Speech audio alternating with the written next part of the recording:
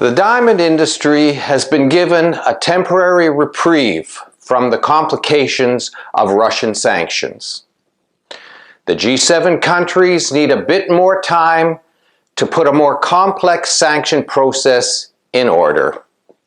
As of March 1st, importers must present a document of self-certification for every import or export shipment containing diamonds over 1 carat. The wording is as follows: I certify that the non-industrial diamonds in this shipment were not mined, extracted, produced, or manufactured wholly or in part in the Russian Federation, notwithstanding whether such diamonds have been substantially transformed into other products outside of the Russian Federation. Every importation of loose diamonds over 1 carat requires this company-signed declaration, 1 document per customs entry invoice. So far, there is no guidance on how to transport diamonds that were imported before these new regulations. The Canadian Minister of Foreign Affairs, Mélanie Joly, prepared the following statement. Canada has been at the forefront of imposing economic barriers on the Putin regime.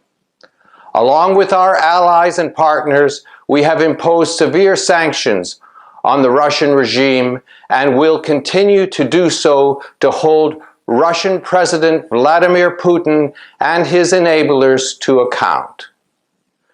More detailed tracking procedures will be put in place for all loose diamonds over 50 points before September of this year. Meanwhile, it is understood that any intentional misrepresentation of Russian origin diamonds or jewelry will be subject to penalties. My advice to both importers and exporters is to keep meticulous records of all transactions. It is notable that these diamond sanctions apply to laboratory-grown as well as natural diamonds. On the subject of laboratory-grown diamonds, Peter Smith, a well-known jewelry consultant, wrote the following post on LinkedIn. People are getting very moral about laboratory-grown diamonds, either for or against. They get almost righteous. You know what I don't hear people getting righteous about? The average ticket in the retail store. If you're doing anything, and I mean anything, to be complicit in reducing your average ticket in retail jewelry stores, that's something you ought to be getting righteous about. I replied to his post saying, you are 100% correct. With all the talk about better margins, fulfilling customer demand, and disclosing the drastic price decreases, many selling lab-grown are forgetting the basic business principle of maintaining or increasing average sticker prices. Some think they can make up the difference in volume or with larger margins. But statistics demonstrate there is a limited, not increasing, total number of engagement sales. This cardinal rule of business practice concerning maintaining average ticket value supports the long-term viability of any business, and decreasing the average ticket price can be dangerous.